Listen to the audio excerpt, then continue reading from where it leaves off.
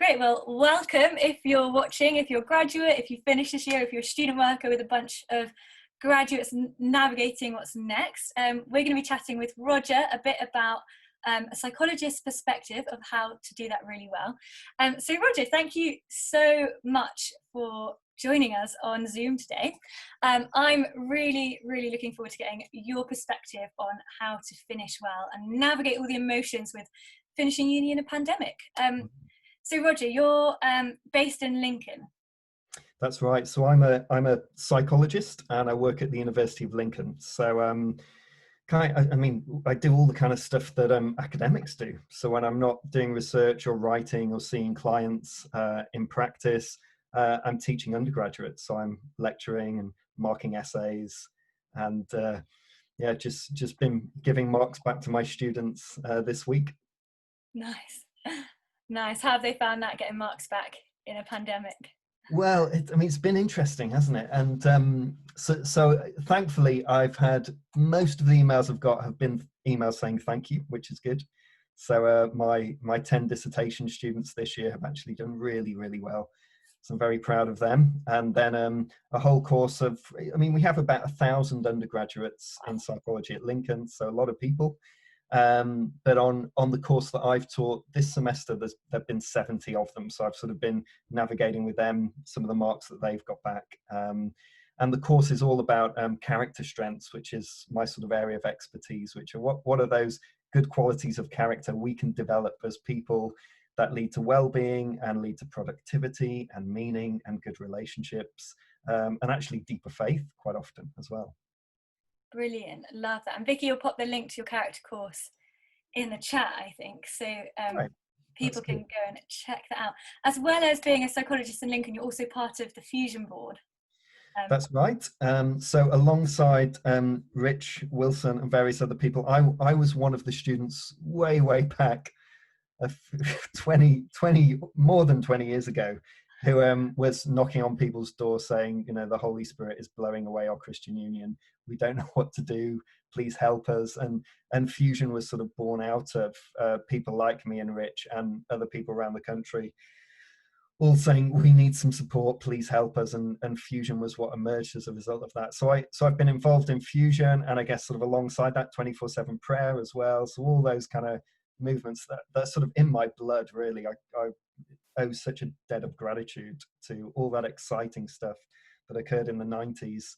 And now I sort of sit on the board, where I largely don't have a lot to say about how Fusion runs, but I'm a supportive presence on the board. A very supportive presence. We are so grateful for all you've brought to us as team members and the team. And moments like this, it's so good to get your input and your insight. My pleasure, Katie. My enthusiasm for students and what God can do with students has never gone away. I just never been able to kill it off. So my passion and my excitement about universities and colleges and what God can do in them, it just rolls on. So good. And we need more people like that stick in the student mission world, investing in students. So it's so brilliant that you have done that, and God's led you to do that. It'd be great to ask you some questions around, well, the biggest question we find graduates have been asking about is closure. How do they find closure when they've been robbed of graduation and, the last minute cramming moments and the photos with their dissertations? How do they find closure when most of their degrees have been finished on their laptops in their rooms? Yeah, it's really hard this year, isn't it? And I suppose can I sort of suggest a sequence in which we kind of talk about this, because I think it's probably a bigger question than we usually think about it. Because I think probably before we talk about closure, we need to talk about grief a little bit. So we need to talk about the sort of painful adjustment that comes where you thought this was going to be my future and suddenly it isn't. And that often leads to, you could call it an adjustment reaction, or you could call it grief or something like that. I think closure then comes when we're willing to kind of stick with some of that sadness, when we process it out and come to the end of it. And then I think at the far side of closure, actually, for most of us, should be celebration. There should be a moment of triumph or of gratitude or appreciation where we say, yeah, I didn't quite get what I wanted to get there, but nevertheless, there still is here something really good to celebrate and work with, if that's your experience as a final year student. That's so helpful. Really interesting that you said like stick with some of that emotion, which is quite counter most reactions to feelings that are difficult, like you say, grief or something. How do you suggest graduates this year stick with those feelings and process them? Yes, so I think the first thing to say is that grief or sadness is a response to a loss from your personal domain. So something that's really important to you for whatever reason has gone. And I think we're most aware of it when someone we love dies. You know, that's the kind of classic grief, and we lose that person. And therefore we go through this, you know, sometimes quite lengthy process of coming to a point of living in a world where they're not there anymore. But it's not just people we grieve and mourn. We also grieve and mourn our futures. So maybe we had a dream or a plan and that's gone, and now we're having to live with the fact it's not going to come about. We Interesting. grieve and mourn friends who move away or aren't around anymore. We kind of grieve and mourn all kinds of things, and anything where this, and in a sense, you don't even really know what matters to you until you find yourself grieving it. And then you think, man, that meant a heck of a lot more to me than I realized. And so I think that's the situation that a lot of people are in at the moment. I think quite often it starts off with a sense of disbelief.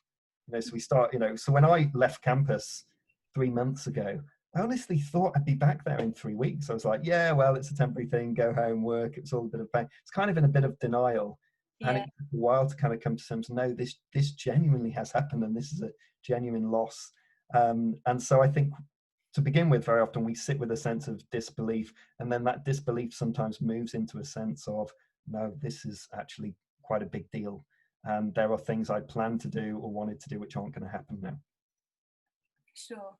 And when graduates are spotting, you know, those feelings of disbelief or noticing that they're really mourning that it's been taken away, how do you suggest they process that well and engage with it and not just sort of sit in it, but move on from it as well, Yeah, grow from it?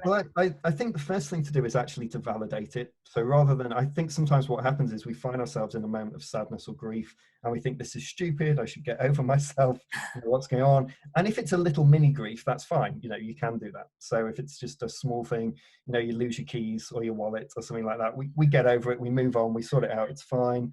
Um, but actually, if you think about graduation and you think about how long you work towards it, how many celebratory moments that are sort of ritualized at the end of graduation. So at Lincoln, people always, you know, they go to the bar, they stand on the bridge in front of the cathedral, they have a photo of their dissertation, they have a big hand in where they all walk into the office together and hand it in.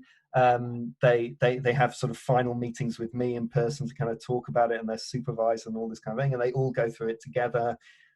And none of that's happened this year. So none of that has occurred, and that's been happening. I've been working there 12 years now, and every single year this sort of ritual has taken place that says to people, well done, you've made it, that's the end. And so they've been stripped of that sense of closure. And I think what a lot of people are grieving is this sense of, there was something I needed just to let me know that I'd made it, you know, that I'd got through. So it's the first thing to do is validate it. Say, yes, that's the way you feel. It's not weird. It's not odd. It may be more extreme than you realized it was going to be, but that's right. Second thing to think about is to remember that grief is a bit like having a loose end. So it's like, you know, we had this story arc that went hand in dissertation, you know, typical hand in dissertation, have a bit of a party, go to graduation, get clapped, you know, your degree's done, excellent. And actually what's happened, it's like halfway through dissertation and suddenly everything stops, everything's cut off, none of that's there. And so what you have is an incomplete story. So it's a story that hasn't completed in the way you thought it was going to. And I would recommend that people might want to journal about their story. Tell the story to yourself, write about it, tell other people about it. Sometimes you'll feel compulsively the need to just talk about, this is what's happened and I can't believe it, and this is what I would like to have done. Think about what you would have liked to have done. Some people have sort of substituted online. They've, like, you know, some people like posted their dissertation online and found all kind of other ways of celebrating it. But it's basically trying to remember that even though your story hasn't turned out the way you thought it was going to, it's still a really good story. In fact, in some ways, an interrupted story is more interesting than the traditional story, because people have a real story to tell about graduation. They have graduated or completed their course against all the odds. It's completely different to any other previous year. And it's a story they'll be telling their grandchildren. You know, I got my degree and the whole world went into lockdown while I was doing it. You know, that is a really good story. And we have to kind of almost like flip tracks in our mind and go, okay, the story I expected didn't happen, but actually the story I've got is pretty cool.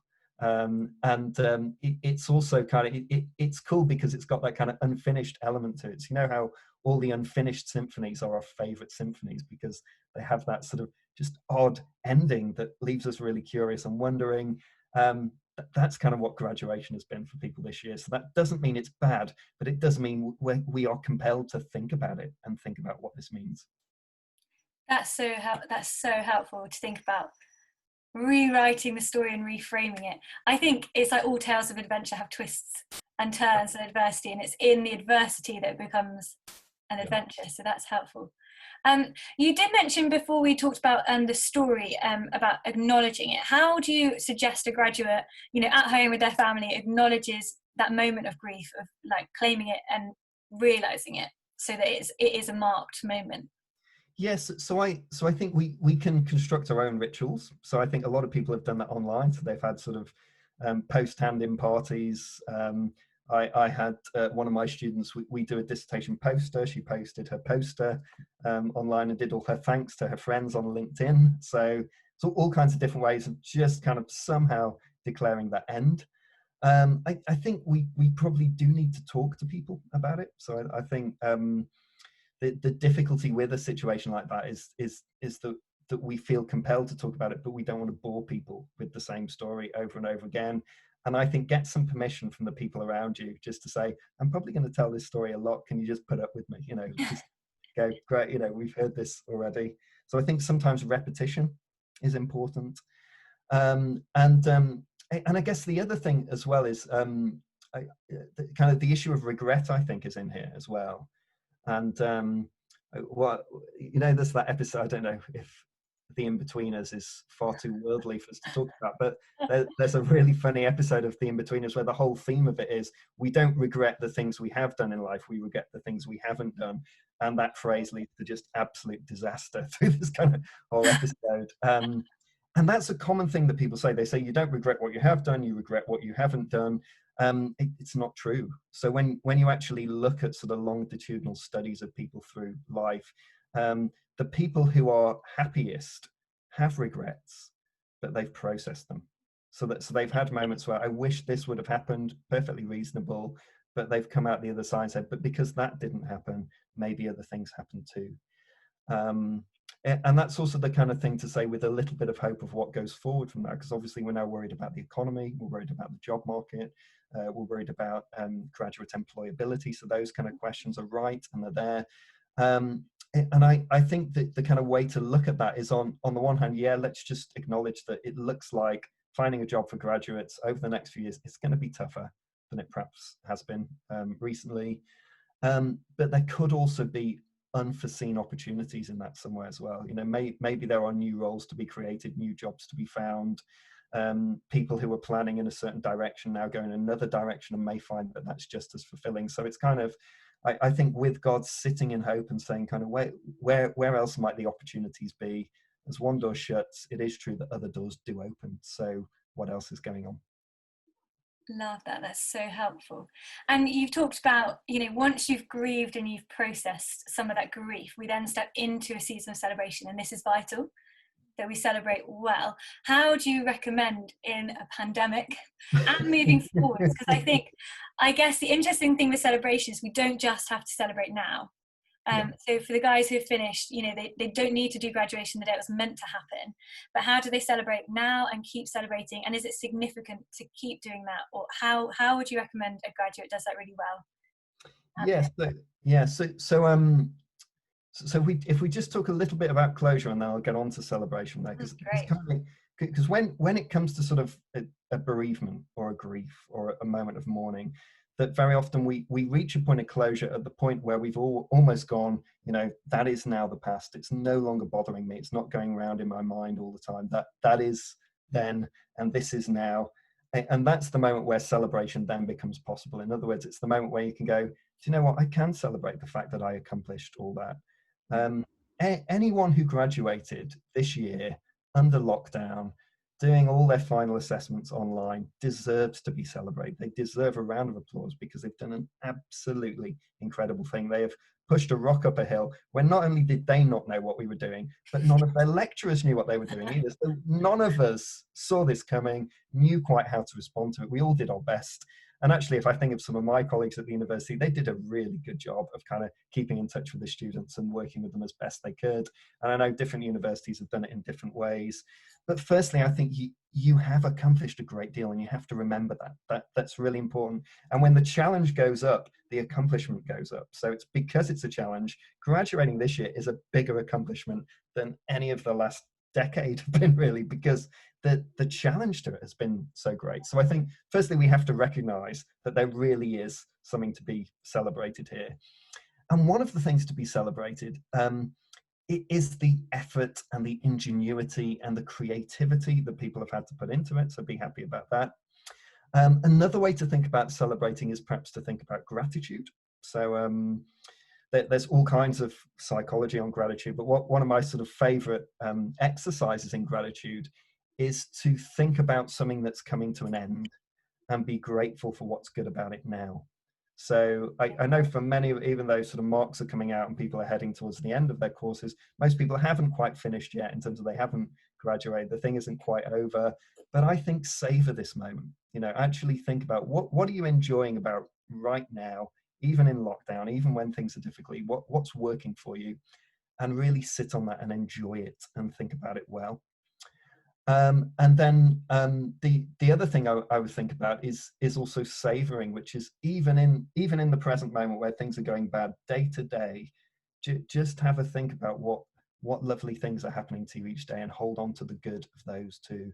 So it's just beginning to see that in spite of all the pain and the difficulty and the frustration involved in this period, I do get the sense that there's some really profound personal development going on for people, all kinds of ways in which they're being blessed, all kinds of ways in which they're trying to figure out what do I do next. And very often those are the contexts in which vocation and God speaks to us in various different ways. So I think there is a lot to celebrate, even if we have to go looking for those things a little bit. For sure. That's great. So keep looking for the moments that are great, that we're grateful for, and savoring them to make sure we can move into a season of celebration. Yeah. I should probably say so that if people want to find, really specific psychological exercises they could do on that. I know you've got some training coming up. My course, the character course, which you can get at www.thecharactercourse.com. You'll pop the link in the chat as well, so you can click it now. It covers things like hope and persistence and learning and curiosity, and it's all online for free. You can pick it up and download the videos and the materials, but it actually has some really, really good psychological exercises people could use if they wanted to think about that, or if a group wanted to go through them. Amazing. Would you mind giving us a taster of one of them now so they know what they'll find? Yeah, so let me think. Let me go with one of the really simple ones. Perfect. That's good. So one of the really simple ones is really, it's a good one for the end of the day, perhaps when you're getting into bed, just about to go off to sleep, and you just open yourself to the Holy Spirit and you allow some episode of the day just to float to the surface in some way. So, and these things can be really random. You don't know what's going to come up. So right now, the episode that comes to mind when I do it is we bought rabbits during lockdown, and Dad, for some reason, I've ended up having to look after them. And one of them got stuck under our TV unit a minute ago. I was trying to get it out. It was really resistantly, didn't want to come. So it's quite an entertaining moment. So for some reason, that's the thing that's risen to the top of my head. Then the next question you just posed before God is, it's a weird episode, but what were you saying to me in that moment? What were you saying to me? And the weird thing is, if I sit with that episode right now, the thing that God is saying to me really is that if you stick at it and you continue to chase this thing, it will work out, in a sense. So that's kind of what God's saying to me. Say, Roger, this is going to work out. So it's a story about a rabbit. It's nothing to do with really what God is saying, but nevertheless, God speaks to me quite deeply. And I found that exercise particularly, what episode from the day, what are you saying to me, God? That then turns into a prayer, particularly during times of transition and difficulty, when I've wondered, who am I? Where am I going? Have I messed my life up completely? It's an exercise that so often God has come to me and comforted me and said something I needed to hear just through reflecting on one thing in the day. That's so helpful. That's amazing. And that's a good note to sort of wrap up on, in terms of, keeping on inviting God in, letting him speak, and processing this with God, because despite chaos, he is not shaken by this, and he still has great plans for this generation if we invite him in. And if anything, bold, but I think this is a generation that will reshape culture. We're going to look different after COVID, and for these guys to keep inviting God in, it'll be a significant time. Yes. Do you have any other final thoughts or encouragements for graduates watching this? And then I'd love to get you to pray for them to finish, if that's okay. Maybe it's best to end by praying, actually, because I sit with, as I think about this generation, this year's set of graduates, I sit with a great sense of gratitude, of hope, of appreciation for them, really. I think, I've already said it, but I really, really think they've done so well. And I think that deserves to be blessed, and it deserves to be honoured. And should we just ask God to bless them in that? I'd love that, yeah. That sounds good. Great. So Lord Jesus, I thank you that no matter what situation we are in, you lead us and you shepherd us and you're with us all the way. That when you commission us into the world, you say, I am with you always. I'm with you all the way. And so, Father, I just hold this generation of graduates before you, all of them, from right across the UK and across the world. I hold also all those people who pastorally look out for this group of people, worry about them, pray for them, support them, encourage them. And Father, I pray for great blessing upon them. I pray that there will weirdly have been something birthed in this weird moment of time, that the shaking that has come about through COVID actually will be the birth pangs of a wonderful movement of people who go on to not only bless the world, but teach others to bless the world. And so, Father, I hold them before you with love and with hope and with great faith that the years that the locusts have eaten will be gone, and the years after that will be so much greater and so much more wonderful. In your name, amen. Amen. Thank you so much for coming on Facebook Live today. It's been so good to hear your thoughts. If you are wondering, if you're watching and you're wondering what to do next, there's the character course. We have a course, it's just an hour and a half long, looking at graduating. We look at what are we sowing, how do you grieve, and what does calling mean? Big topic, but we unpick it and help you work out what that means for you. So it's a good one to help navigate into next if you are free for that. Can I just say that Katie gave me an outline of the course before we came online. It sounds absolutely brilliant. So I would really recommend it to you. It sounds really spot on in terms of if you're worried about what happens next, where to go next, how to process what's going on. It sounds absolutely fantastic. So I'd recommend that. Thanks, Roger. Well, we will finish there, but thank you, Roger, and thanks for joining us. It's been great chatting with you guys, and do stay in touch. Again, Vicky will pop all the links in there, and there's some prayers for graduates and letters to graduates that are out on our blog. So there's loads of resources to help you keep processing this and stepping into what God has for you next. So nice to see you.